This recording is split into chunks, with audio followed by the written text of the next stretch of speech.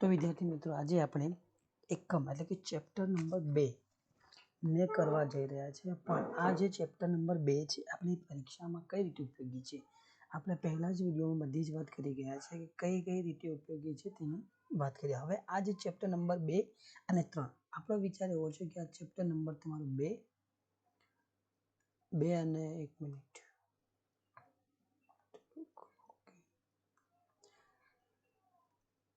Chapter 2 અને 3 સાથે કરવું છે।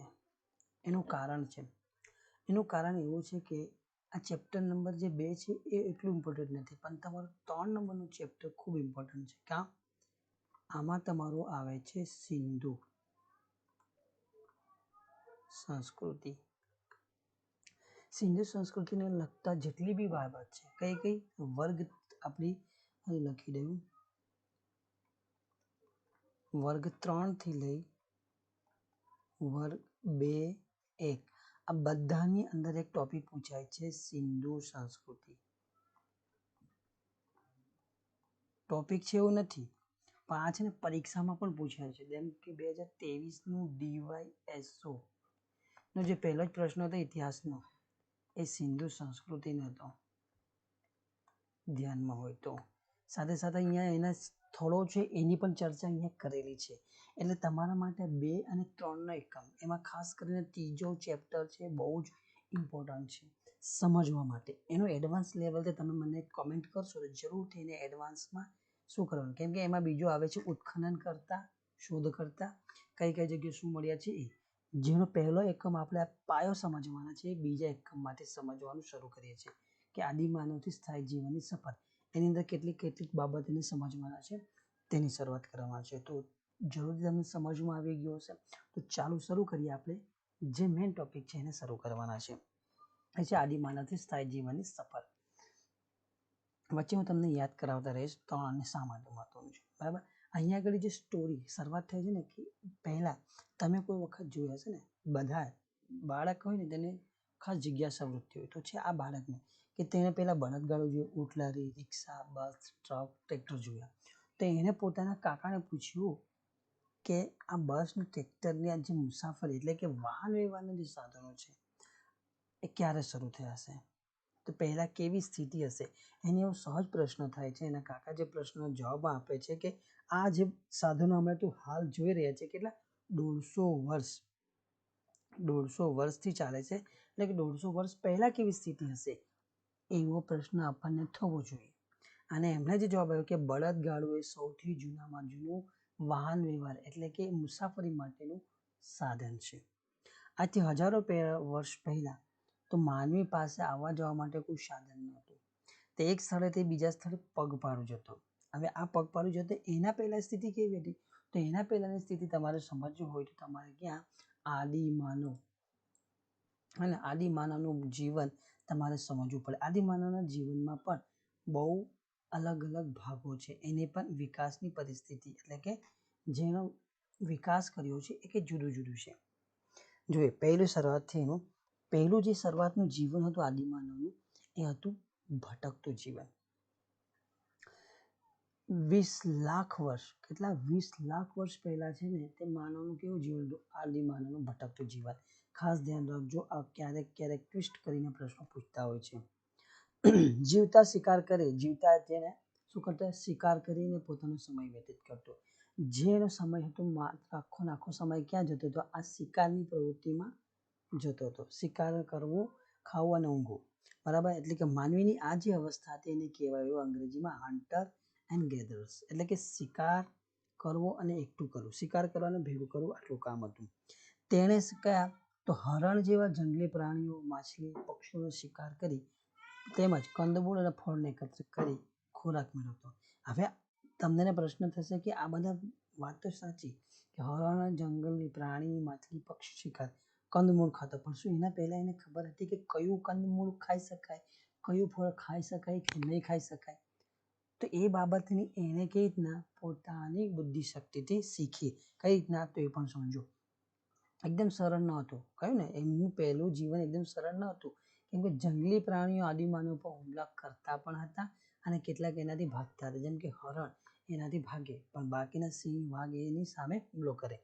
આને દોડવામાં માનવ કરતાં પણ ખૂબ ઝડપી, એટલે શિકારી થઈ જાય ને શિકારી ક્યારેક શિકાર બનતો હોય છે.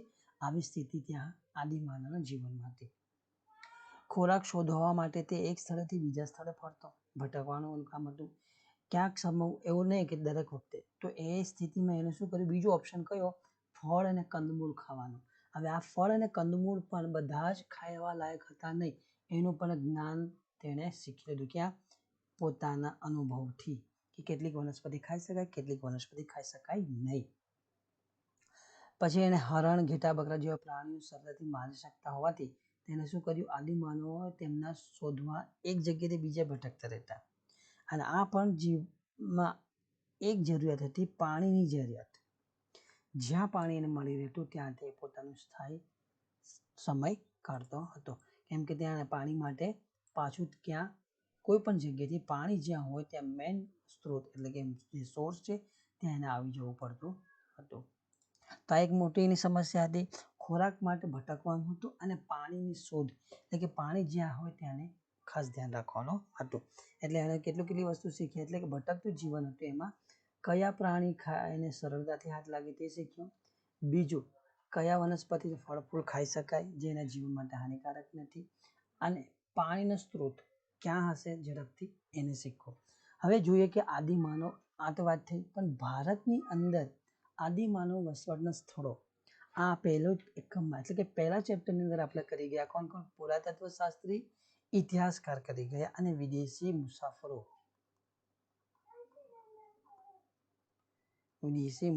આપણે કરી ગયા છે. અને હવે એક નવું આવે છે ટર્મ, એટલે કે પારિભાષિક શબ્દ, નૃવંશશાસ્ત્રી. આ નૃવંશશાસ્ત્રીઓ, ઇતિહાસકારો આ ત્રણ ભેગા થઈને શું, આદિમાનવના વસવાટના અનેક સ્થળોને શોધી કાઢ્યા. આ સ્થળો શોધ્યા, તમે કહો ને પ્રવૃત્તિ શિકાર કરવાની અને સંગ્રહ કરવાની, તો એના માટે કોઈક ને કોઈક ઓજારનો પ્રયોગ કર્યો હશે. તો આ ઓજારો કયા ઓજારો વાપર્યા હશે તેની માહિતી આપણે આ કોણે, પુરાતત્વ શાસ્ત્રી, નૃવંશશાસ્ત્રી, ઇતિહાસકારોએ કરી છે. આ પથ્થર અને લાકડાના હથિયારો, ઓજારનો ઉપયોગ કરતા હશે એવી પ્રાથમિક તપાસમાં બહાર આવ્યું. ક્યારેક હાડકાનો પણ ઓજાર તરીકેનો ઉપયોગ કર્યો, એટલે કે એને બુદ્ધિથી શું, પથ્થરનો બી ઓજાર ઉપયોગ કર્યો, લાકડાનો બી ઓજાર તરીકે ઉપયોગ કર્યો, અને જે પ્રાણીના હાડકા મળ્યા એનો, એટલે કે એની પાસે તે સમયે 3 ટેકનોલોજી હતી, કહી શકાય, લાકડા અને હાડકા, આ બંને 3નો ઉપયોગ કરવા શીખી ગયો હતો. આ ભટકતું જીવન જીવતા માનવોને પથ્થરની ટેકનોલોજી સાથે સંકળાયેલ હોવાથી આ સમયને પાષાણ યુગ કહેવામાં આવે છે. તમને જે પાષાણ યુગ શા માટે, તો એની વ્યાખ્યા છે કે જે હતી એ આદિમાનવની જે ટેકનિક એટલે કે માનવ પાસે જે ટેકનોલોજી હતી એ પથ્થરની ટેકનોલોજી હતી. હે ને? જો આની ચિત્ર તમને સ્પષ્ટ હશે. આ જે પહેલી શરૂઆતનું છે, આ શરૂઆતના સમયનું છે. પછી જેમ જેમ એને વિકાસ કર્યો, બુદ્ધિશક્તિ આવતી ગઈ, તેમાં શું કર્યું, પથ્થરોને તીક્ષ્ણ આકાર આપીને આ પથ્થરોનો હથિયાર તરીકે, વિશેષ હથિયાર તરીકે પ્રયોગ કરવાનું શરૂ કર્યું. અને આ હથિયારોનો ઉપયોગ એ શા માટે કરતો હતો, વનસ્પતિને કાપવા, પ્રાણીઓને ચીરવા અને તેમના ચામડા કાઢી પોતાના રક્ષણ માટે, વૃક્ષોની છાલ પ્રાણીઓના ચામડાના શરીરને ઢાંકવા માટે. બરાબર. હવે આ જો, આ ખાસ તમારે સમજવાનું છે નકશાને.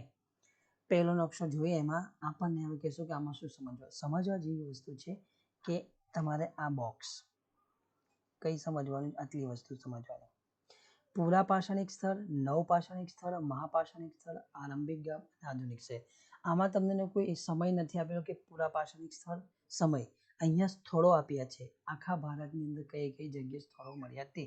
હવે જોઈએ કે આપણી પાસે જે ત્રિકોણ છે, પૂરા પાષાણિક જૂના પાષાણિક સ્થળોમાં કઈ છે, એક તો કુલ્લુલની ગુફા છે અને આ ભીમબેટકા, આ બે છે. નવપાષાણિક સ્થળો તમારા ગ્રીન ચોરસ છે, એને મહાગડા, કોરડી હવા, ચિરાંદ, દાઉજલી હેડિંગ, હુલ્લોર અને પય્યમપલ્લી આ છે. મહાપાષાણિક સ્થળો એક ગોળ ચિહ્ન છે, એક બ્રહ્મગીરી છે,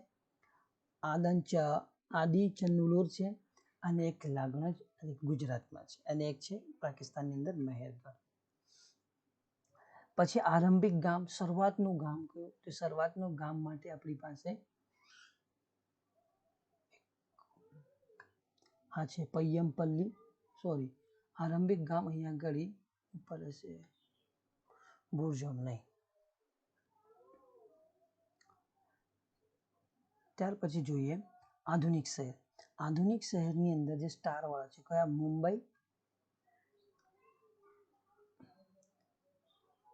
મુંબઈ છે અને કોલકાતા. બરાબર, આ બે જ આધુનિક શહેર છે.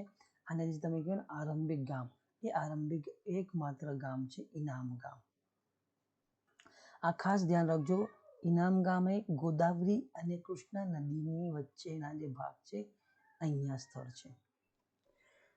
બરાબર, તો આ ખાસ સમજવાનું હતું આપણા માટે, જે તમને મેં અહીંયાથી વિસ્તારથી સમજાવી દઉં છું. હવે જોઈએ કે આદિમાનવ જે ભારતની અંદર છે એના જે પુરાવા મળ્યા છે, પુરાવા માટે આપણને શું શું સમજવા મળે છે? તો જ્યાં સારા અને મોટા પ્રમાણમાં પથ્થર, લાકડા અને પાણી મળી રહે તેવા સ્થળે રહેવાનું તેઓએ પસંદ કરતા. પહેલા જ આપણે સમજી ગયા ત્રણ, કયું? પથ્થરો, લાકડા અને પાણી. આ એની ત્રણ જરૂરિયાત હતી. જ્યાં સરળતાથી મળી રહે ત્યાં તે રહેવાનું પસંદ કરતો. હવે તે બીજું કે ઋતુ પ્રમાણે વરસાદ અને જંગલી પ્રાણીઓથી રક્ષણ કરવા તેને પ્રાકૃતિક ગુફાઓ એટલે પથ્થરોની ગુફાઓની રહેવાની શરૂઆત કરી. આ જ રીતે મધ્ય ભારતમાં વિંધ્ય પર્વતમાળામાં આવી અનેક જગ્યાઓ મળી આવે છે. એમાં મધ્ય ભારતની અંદર નર્મદા નદીની આસપાસના પ્રદેશમાંથી પણ આવી જગ્યા મળી છે. એક છે મધ્યપ્રદેશની અંદર ભીમબેટકા, આદિમાનવના વસવાટ માટેનું ઉત્તમ સ્થળ મનાય છે.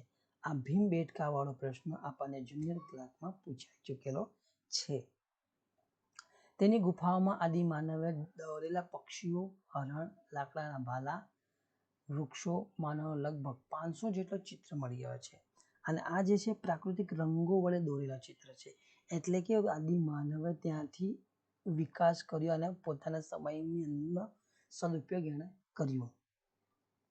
હવે જો અગ્નિ અને ચક્રનો ઉપયોગની શોધ. અગ્નિ અને ચક્રના ઉપયોગની શોધ એની ક્રાંતિકારી શોધ ગણવામાં આવે છે. આટલું યાદ રાખજો. આ એક છે ને ક્રાંતિકારી શોધ ગણવા છે. દક્ષિણ ભારતનો જે કુર્નૂલમાં જે ગુફા હતી, આ ગુફાની અંદર રાખના અવશેષો મળ્યા છે. આ રાખના અવશેષો મળવાથી એમ કહી શકાય કે તેઓ અગ્નિથી પરિચિત હશે. લગભગ 11,000 વર્ષ પહેલા અગ્નિનો ઉપયોગ કરતા શીખી ગયા છે એવું ઇતિહાસકારોનું કહેવું છે. અને આ અગ્નિએ જ એમના જીવનમાં ક્રાંતિકારી પરિવર્તન લાવ્યું છે.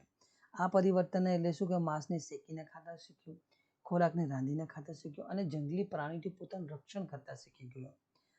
આ જ અગ્નિનો ઉપયોગ એ પ્રકાશ માટે કરતા શીખ્યું. એટલે 4 બાબત એને શીખવી. તે રીતના જ ચક્ર પણ એને એક સ્થળેથી બીજે સ્થળે જવા માટેનું એક સાધન પૂરું પાડ્યું, જેને આપણે બળદગાડું આજે જોઈએ છે.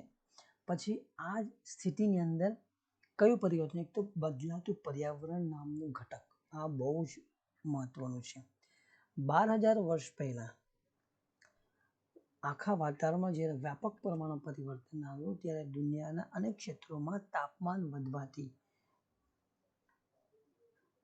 વનસ્પતિ અને ઘાસના ક્ષેત્રો, જો તાપમાન વધવાથી વનસ્પતિ ઘાસના ક્ષેત્રો ઊભા થયા. કારણ કે જ્યાં પાણી હતું એ પાણીનું બાષ્પીભવન થયું, એટલે કે પાણીનો જે સ્ત્રોત હતો એ પૂરો થયો અને જે જમીનનો ભાગ આવ્યો ત્યાં આગળ શું અંદર ઘાસનું પ્રમાણ અને વનસ્પતિનું પ્રમાણ ઉપજ્યું.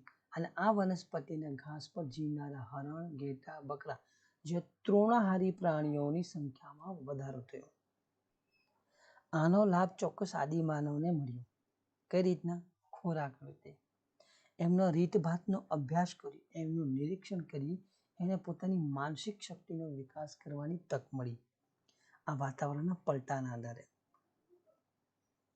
આ જ ઘાસ, વૃક્ષ અને વનસ્પતિની સાથે સાથે આદિમાનવ ઘઉં, જવ અને અન્ય ધાનના સંપર્કમાં આવ્યો. પથ્થરના ઉપયોગથી આ સ્ત્રી પુરુષોએ અને બાળકો અનાજના દાણા એકત્ર કરીને એને કૃષિ પદ્ધતિ એટલે કે કૃષિની પ્રવૃત્તિની શરૂઆત થાય છે. અને ભારતમાં ધીરે ધીરે કૃષિની શરૂઆત થાય છે. લોકો ધાન્ય ઉગાડવા પથ્થરનો ઉપયોગ કરતા. નદીના કિનારે આસપાસ ધાન્ય ઉગાડવા લાગ્યા. ધીમે ધીમે કૃષિની શરૂઆત થઈ. આ કૃષિની શરૂઆતની અંદર એને સ્થાયી જીવનની શરૂઆત થાય છે ત્યારે ઘર બનાવવા માટે ગારા માટીના ઘાસના મકાનનું રહેવાનું શરૂ હોય. ક્રમશઃ શું કરે છે, એનું જે ભટકતું જીવનનો અંત આવે છે અને સ્થાયી જીવનની અહીંયાથી શરૂઆત થાય છે. અને આ સ્થાયી જીવનનો સૌ પ્રથમ કોઈ મિત્ર હોય તો એ હતું એનું મિત્ર કૂતરો. તે સિવાયના ઘેટા બકરા, ગાય ભેંસ, ભૂંડ જેવા પશુઓથી પરિચિત થયો. તેમની સાથે સમાયોજન સાધવાનું શરૂ કર્યું. પશુઓને પાલતુ બનાવવાનું શીખ્યો. જંગલી હિંસક પ્રાણીને સમજતા શીખ્યો અને ખેતીની સાથે સાથે પશુપાલનની પણ તેની શરૂઆત કરી. અને આ પશુપાલનના ઉપયોગથી તેણે દૂધ મેળવવાનું શરૂઆત કરી. તો હવે એનું જોઈએ સ્થાયી જીવનની અંદર જે આદિમાનવનું ભટકતા જીવન સ્થાયી જીવનની અંદર પણ આપણે શું એના જે ઘટક છે ભોજન, રહેઠાણ અને પોશાક. જો એને સ્થાયી જીવન માટે કોઈ મહત્વના પરિબળે અસર કરી હોય તો એ તમારું ભોજન છે, રહેઠાણ અને પોશાક. પોશાક રહેઠાણની વાત જો કૃષિની જે શરૂઆત અને આ પશુપાલનની પ્રવૃત્તિ એ આદિમાનવમાં ક્રાંતિકારી જીવન પરિવર્તન લાવે છે. એક સ્થળેથી બીજા સ્થળે જવાનો એનો સમય જાય છે, કેમ કે પાકને રાખવો હોય તો તેને થોડા સમય પાક ઉગે ત્યાં સુધી અને પાણીની જરૂરિયાત પડે છે. પાક તૈયાર થાય ત્યાં સુધી ત્યાં તેને સ્થાયી રહેવું પડે છે. તૈયાર થાય પાક મેળવવાનું હોય એટલે શું કરવું પડે, પાણીનો સ્ત્રોત, સમય અને તેને એના માટે સ્થાયી જીવનની શરત એટલે કે આ અનાજનો સંગ્રહ કરવા, પોતાના માટે ઘર બધું એને બનાવવું પડે. ભટકતા જીવનનો અંત આવતા તેને શું ખોરાક, પશુ, પોશાક અને રહેઠાણમાં પરિવર્તન લાવ્યું. ઘઉં, જવ અને પશુઓના માંસ ઉપરાંત એણે માછલી અને વસાહતની આસપાસ ફળો ખાતા શીખ્યો. ગારા માટીના મકાન હતા, ઘાસના મકાન બનાવતા શીખ્યો. ખેતીના ઓજારો પથ્થરમાંથી બનાવ્યા. યાદ રાખજો, ખેતીના ઓજારને પથ્થરથી બનાવ્યા, જેમાં ખુરપી, છીણી, દાંતરડાનો સમાવેશ થાય છે. હવે આની અંદર જ એને કેટલાક અનાજ, રહેઠાણ, ઓજારના પ્રાણ આ કોષ્ટક સમજવા જેવું છે. ઘઉં, જવ, ઘેટા, બકરાના પથ્થરના ઓજાર એ આપણને મહેરગઢ પાકિસ્તાનમાંથી મળે છે. ચોખા અને પ્રાણીના હાડકાઓ કોરડી હવા ઉત્તર પ્રદેશમાંથી મળ્યા.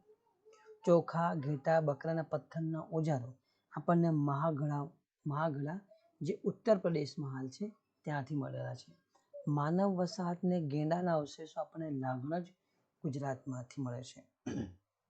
ઘઉં, મસૂર, કૂતરા અને ખાડાવાળા મકાનો આપણે બુરજહામ અને ગુફકાલ આ જમ્મુ કાશ્મીરમાં મળેલા છે. ભેંસ, બળદ અને ઓજારો આ આપણને બિહારમાં આવેલા ચિરાંદમાંથી મળે છે. હવે આમાંથી કઈ રીતના પ્રશ્ન પૂછીએ તો આ જોડકા રૂપે એ બી સાથે જોડો તે રીતના પૂછી શકે. પછી જોઈએ પુરાતન તત્વશાસ્ત્રીઓ જે શોધેલી આ ઉપરની વાત કરીને એની શોધમાં મહત્વના છે પુરાતત્વ શાસ્ત્રીઓ. આ સ્થળોની અંદર એને બુરજહામ, ગુફકાલ, હોરંગી, મહેરગઢ, લાગણજ અને ભીમબેટકામાંથી માનવ વસાહત અને પશુપાલનની માહિતી મળી. મહેરગઢ ખાસ જો મહેરગઢ અને આ ઇનામ ગામ એ ઘર અને ખેતીવાડીની માહિતી આપે છે. મહેરગઢ અને ઇનામ ગામ કઈ રીતે ઘર અને ખેતીવાડીની, કેમ કે અહીંયા આગળ જવ અને બાજરીના જેવા ધાન્ય ઉગાડતા હશે એના ખેતરો પણ મળેલા છે. આ જ મહેરગઢ અને ઇનામ ગામ છે એની અંદરથી આપણે પથ્થરના તીક્ષ્ણ હથિયાર મળ્યા છે જે કૃષિ કાર્યમાં વપરાતા હશે. મહેરગઢ એ પ્રાચીન સમયનું ભારતનું સૌથી પ્રાચીન ગામ ગણી શકાય એવું કહેવામાં આવ્યું છે. ક્યાં કેમ તે સમયે આ જે ઇનામ ગામ છે અને મહેરગઢ અહીંયા જવ અને ઘઉંની ખેતીની શરૂઆત થઈ હશે. ઘેટા બકરા પાળવાની શરૂઆત થઈ, અનાજ સંગ્રહ કરવાની શરૂઆત થઈ હશે. પ્રાણીઓના હાડકાનો પણ મળી આવ્યા છે. આ જે ઘરો છે લંબચોરસમાં ઘરો મળ્યા છે. ઘરોમાં અનાજ સંગ્રહ કરવા માટેની કોઠારની વ્યવસ્થા પણ આ ઘરોની અંદર કરવામાં આવી છે. મહેરગઢ છે અહીંયા ગાડી મૃત પામનારને માન સન્માનથી દફનાવવામાં આવતા હશે એવા પુરાવા મળ્યા છે. એક જગ્યાએ તો મનુષ્યની સાથે બકરી ને દફનાવાના પણ પુરાવા મળ્યા છે. આ મહારાષ્ટ્રમાં આવેલું ઇનામ ગામનું નામનું સ્થળ, અહીંયા ઘડી બાળકના મૃતદેહના અવશેષો મળ્યા છે, જ્યાં ગોળાકારના ઘરોમાં રહેતા હશે. આ જે બાળકનું મૃતદેહ મળ્યું છે ત્યાં ઘડી ઘર કેવું છે, ગોળ આકારમાં રહેતા હશે એવું પ્રાથમિક માહિતી મળે છે. પશુપાલન કરતા હશે અને ખેતીની પાકમાં એમણે બાજરી અને જવ, પહેલા ક્યાં હતું બાજરી અને ઘઉં અને જવ હતું, અહીંયા ઘડી જે પુરાવો મળે છે બાજરી અને જવ, આ બે અલગ અલગ. તો હવે આપણે જે ચેપ્ટર નંબર 3 પ્રાચીન નગરો અને ગ્રંથો, આ તમારો ખૂબ મહત્વનું છે. આમાં આપણે કેટલાકની 2 શબ્દની અંદર સમસ્યા રહેતી હોય છે. એ છે સિંધુ સભ્યતા,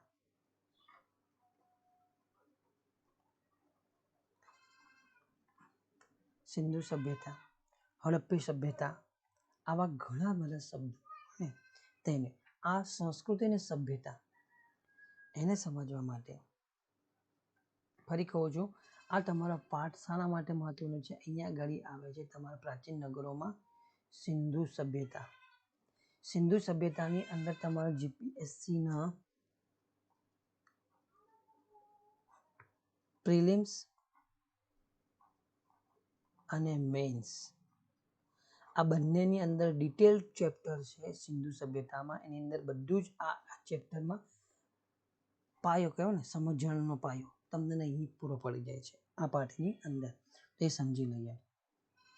સંસ્કૃતિ અને સભ્યતા બંને અલગ અલગ શબ્દ છે એવું આપણે ધોરણ 10નું જે પાઠ્યપુસ્તક છે એમાં પહેલું ચેપ્ટર છે ત્યાં છે, એટલે હું એના પર વિશેષ વાત કરીશ નહીં.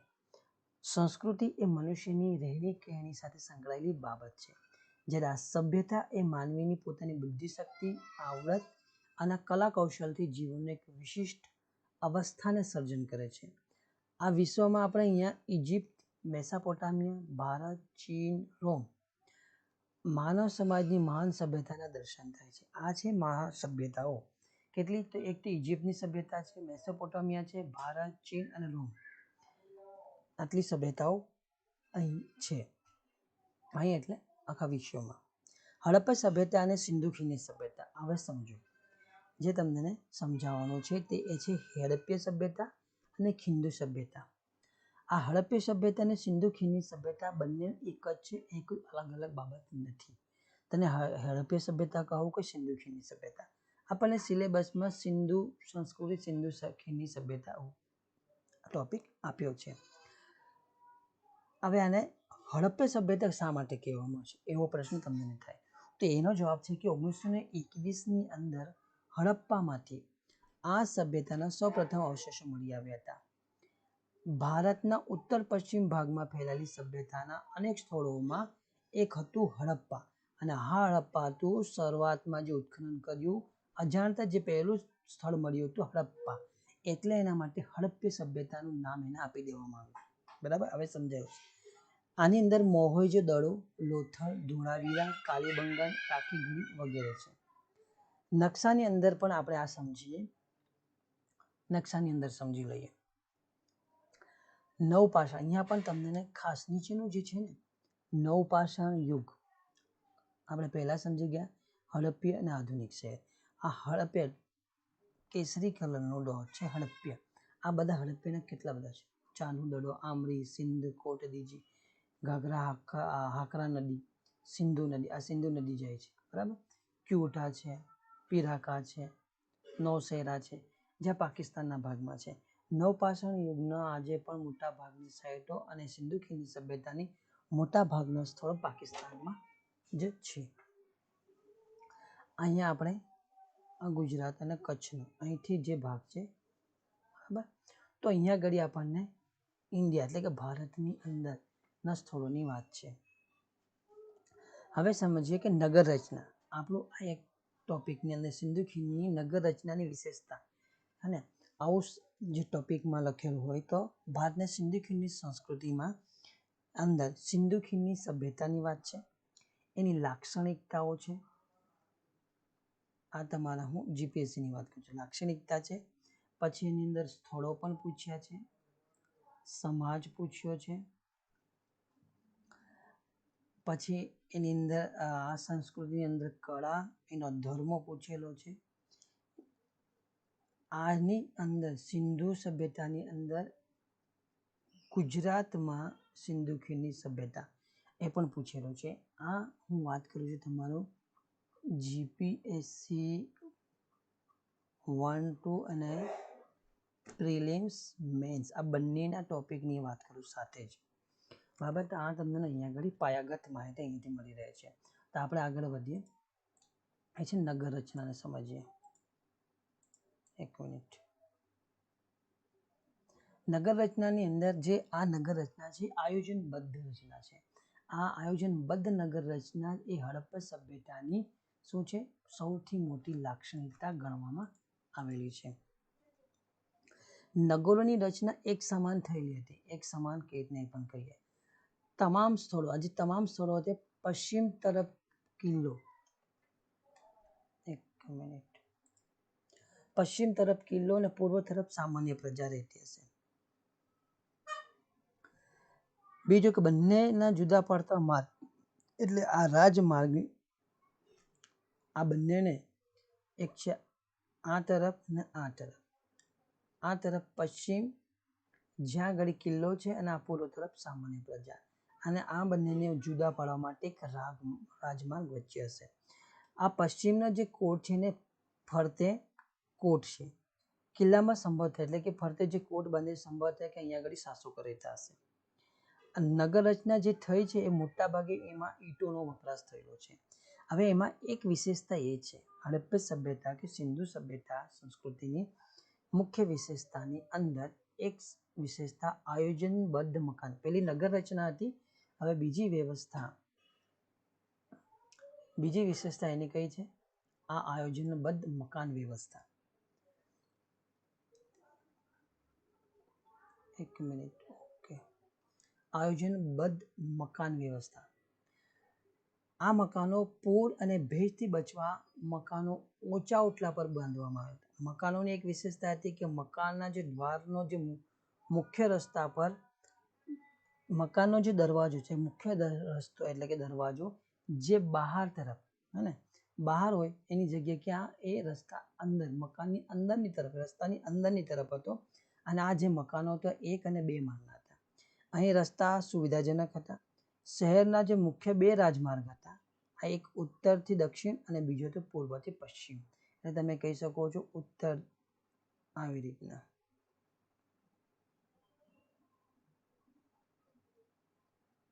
બરાબર, ઉત્તર પશ્ચિમ, ઉત્તર દક્ષિણ અને પૂર્વ પશ્ચિમ અને ઉત્તર દક્ષિણ, જેને કાટખૂણે. બરાબર, કાટખૂણે પણ એક એના રસ્તાઓની વિશેષતા છે.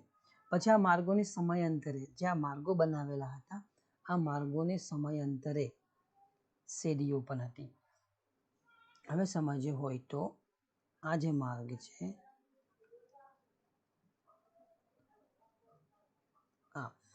આ કાટખૂણો એની એક વિશેષતા છે. દરેક માર્ગે કાટખૂણો મળતો હોય છે. આ કાટખૂણો બરાબર, આ એક વિશેષતા થઈ. જે અંદરની શેરીઓ હતી આ માર્ગની અંદર શેરીઓ અંદરની તરફ પણ શેરીઓ હતી અને અંદરની તરફ પણ શેરીઓ હતી. આ બધા મકાનો જે હતા ને એ નગરોની રચના ચોરસ અને લંબચોરસ આ બેની અંદર થઈ હતી. જાહેર રસ્તા પર રાત્રિ પ્રકાશની વ્યવસ્થા હતી. હડપ્પા કાળની સભ્યતામાં જે પાણીની નિકાલ એની ખાસ વિશેષતા ગટર વ્યવસ્થા ને વિકસિત અને પદ્ધતિસરની. દરેક મકાનનું પાણી નાની ગટરમાં અને નાની ગટરમાંથી મોટી ગટરમાં અને મોટી ગટરમાંથી પાણી નગરની બહાર જવાની વ્યવસ્થા બનાવી હતી. પછી આ હડપ્પે થઈ ગઈ. હવે મોહેંજો-દડો પણ મોહેંજો-દડો એક સ્થળ છે ત્યાં આ મોહેંજો-દડો મળી આવ્યું.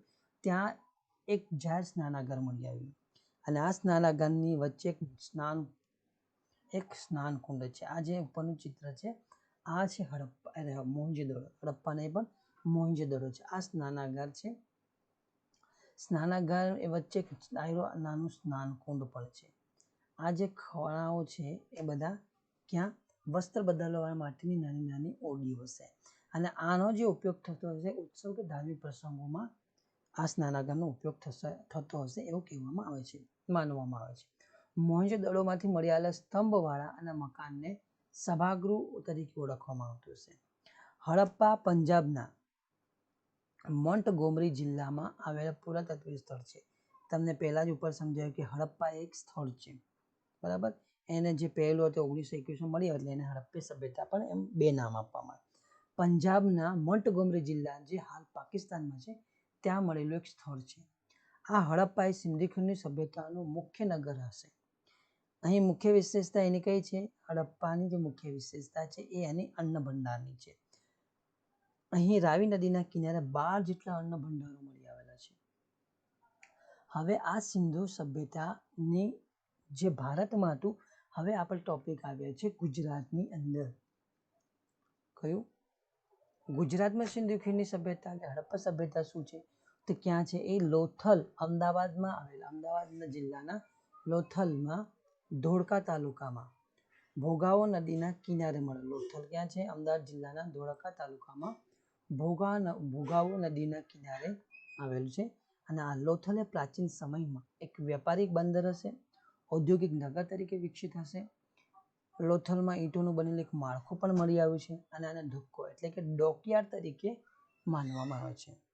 અહીં વાહન લાંગરવામાં આવતા હશે, માલ સામાન ચઢાવવા ઉતાર માટેનું કામ થતું હશે. અહીંયા આ લોથલની અંદર વખાર અને મણકા બનાવવાની ફેક્ટરી પણ મળી આવી છે. એનાથી કહી શકાય કે લોથલ એ પ્રાચીન સમયમાં ભારતનું સમૃદ્ધ બંદર હશે. હડપ્પા સભ્યતાનો આંતરરાષ્ટ્રીય વેપાર એ લોથલના બંદર મારફતે થતો હશે એવું પણ કહેવામાં આવે છે. કોણ? એ પુરાતત્વશાસ્ત્રી પુરાતત્વશાસ્ત્રી ઇતિહાસકારો કહે છે. ધોળાવીરા કચ્છ જિલ્લામાં ભચાઉ તાલુકાના ખડીરબેટ વિસ્તારમાં આવેલું એક પુરાતત્વ સ્થળ છે. સામાન્ય રીતે આ હડપ્પીય નગરના 2 ભાગમાં એટલે કે હડપ્પીય નગર 2 ભાગમાં વહેંચાયેલું હતું, પણ આ ધોળાવીરા જે મળી આવ્યું છે એની ખાસ વિશેષતા એ છે આ 3 ભાગમાં વહેંચાયેલું કે ત્રિસ્તરીય છે. એનો પહેલો છે કિલ્લો સિટાડલ, ઉપલું નગર અને નીચલું નગર. ધોળાવીરા નગરની મુખ્ય વિશેષતા વરસાદના પાણીના સંગ્રહની વ્યવસ્થા અને એક સ્ટેડિયમ છે. એ રીતના જ વાત કરીએ તો રાજસ્થાન, હવે ફરી ભારત પર આવી ગયું છે કે રાજસ્થાનની અંદર રાજસ્થાનના કાલીબંગનમાં જે નગર મળ્યું છે હડપ્પી સભ્યતા એ કૃષિ ક્રાંતિનું મુખ્ય કેન્દ્ર. અહીંથી તમારો એક પ્રશ્ન બની જાય છે કે હડપ્પા સભ્યતાની અંદર કૃષિ ક્રાંતિનું મુખ્ય કેન્દ્ર આમાંથી કયું છે? કાલીબંગન છે, ધોળાવીરા છે, લોથલ છે, બરાબર. તો આવા પ્રશ્ન બની શકે. અહીંયા જે મળ્યા અવશેષો છે તાંબાના અવશેષો મળેલા છે. અહીં જે મળ્યા છે તાંબાના ઓજારનું નિર્માણ થતું હશે અને આ ઓજારો કૃષિ ક્ષેત્ર મોસ્ટ આઈએમપી પહેલા પથ્થરનો ઉપયોગ થયો હતો. આદિમાનવ આપણે સમજી ગયા. જે આ કૃષિના જે ઓજારો ઉપયોગ થયો છે એ ક્યાં છે?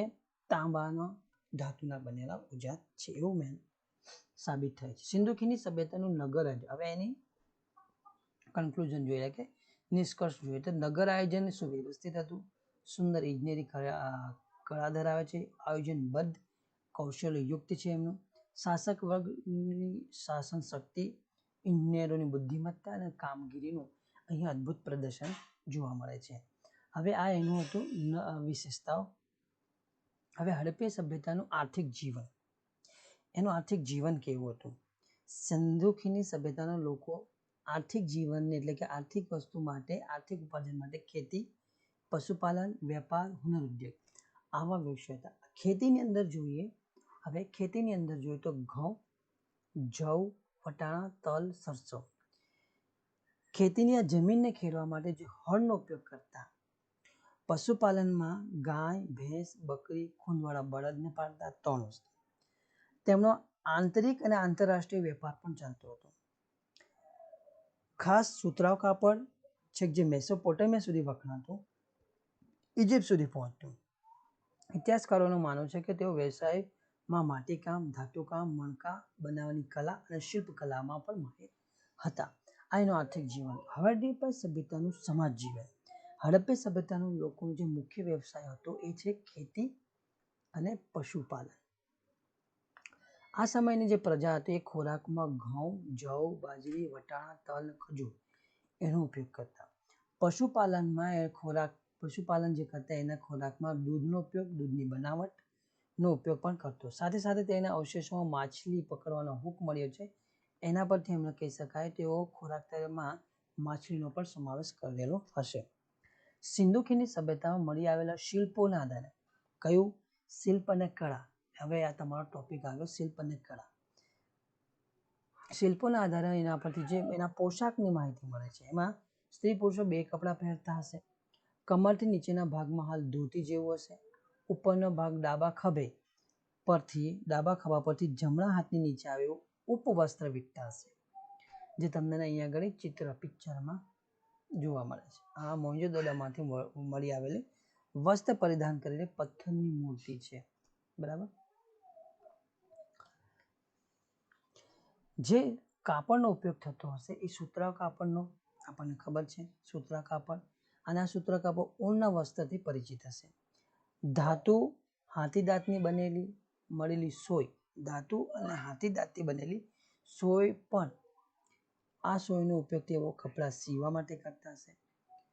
મોટા ભાગના જે લોકો હશે સીવ્યા વગરના કપડાનો ઉપયોગ કરતા હશે. આભૂષણોની વાત કરીએ તો તેમાં કંઠાર એટલે કે ગળાનો હાર, હાથમાં વીંટી, કાંડામાં કડા સ્ત્રી પુરુષ બંને પહેરતા હશે. સ્ત્રીઓ બંગડી, કાનમાં કુંડળ, કંદોરો, ઝાંઝર આ આભૂષણ પહેરતી હશે.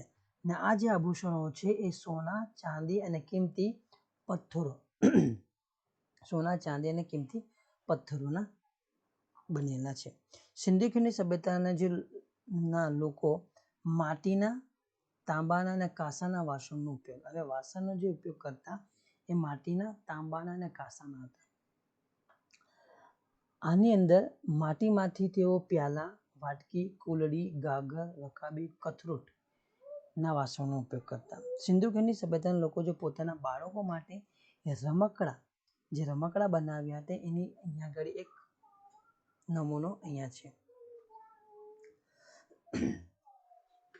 આ રમકડાની અંદર પંખી આકારની સિસોટીઓ, ઘૂઘરા, ગાળા, આ જે ગાળાનું નિશાન છે, આ 2 બળદો છે, બરાબર, આ ગાળું ખેંચી લે, લખોટી, પશુ, પંખી, સ્ત્રી પુરુષના આકારના રમકડા પણ જોવા મળે એટલે મળી આવ્યા છે.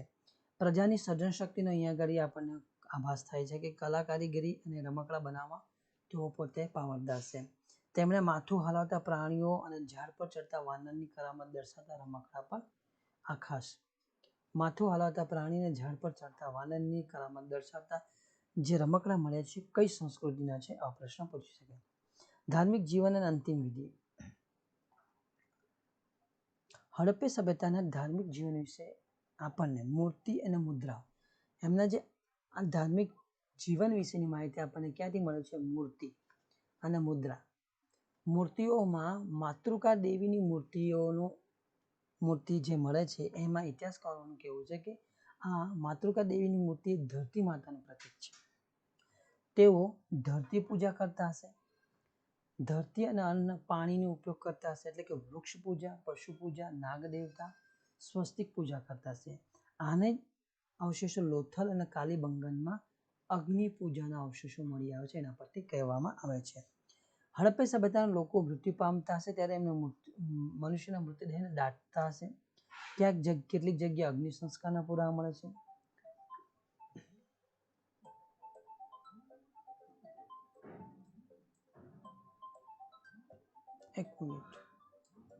કેટલી જગ્યાએ વસ્તુ પણ મૂકતા હશે અને મૃત્યુ પછી જીવન હશે એવી કલ્પના કરતા હશે એવું માનવામાં આવે છે. લિપિ અને ભાષા. સિંધુ ખીણની સભ્યતાના અવશેષોમાંથી આજે એમની લિપિ અને ભાષાની એટલે હસ્તકળાની વાત કરીએ છીએ. આમાં અવશેષોમાંથી જે મુદ્રાઓ, મુદ્રિકા, તામ્રપત્રિકા મળે એટલે સિંધુ ખીણની સભ્યતા જે ઉત્ખનન કર્યા તે સમયે મુદ્રિકા અને તામ્રપત્રિકાઓ જે મળી આવી એના પરથી જે વણ ઉકાયેલ રહસ્યમય ભાષામાં લિપિબદ્ધ લખાણ જોવા મળ્યા છે, જે ખૂબ ટૂંકા છે, માત્રાવાળા અક્ષર છે અને જોડાક્ષર છે. આજ સુધી એ લિપિને ઓળખી શકાય નથી. ગુજરાતમાં હડપ્પા સભ્યતાના સ્થળોમાં જો ગુજરાતમાં અમદાવાદ જિલ્લામાં રંગપુર અને લોથલ, રાજકોટ જિલ્લા ગુજરાતની અંદર જોઈએ હડપ્પા સભ્યતાની વાત કરીએ તો અમદાવાદ જિલ્લામાં રંગપુર, લોથલ, રાજકોટ જિલ્લામાં રોજડી, શ્રીનાથગઢ, કચ્છ જિલ્લામાં દેસલપુર, ધોળાવીરા, સુરકોટડા, જામનગર જિલ્લામાં લાખાબાવડા,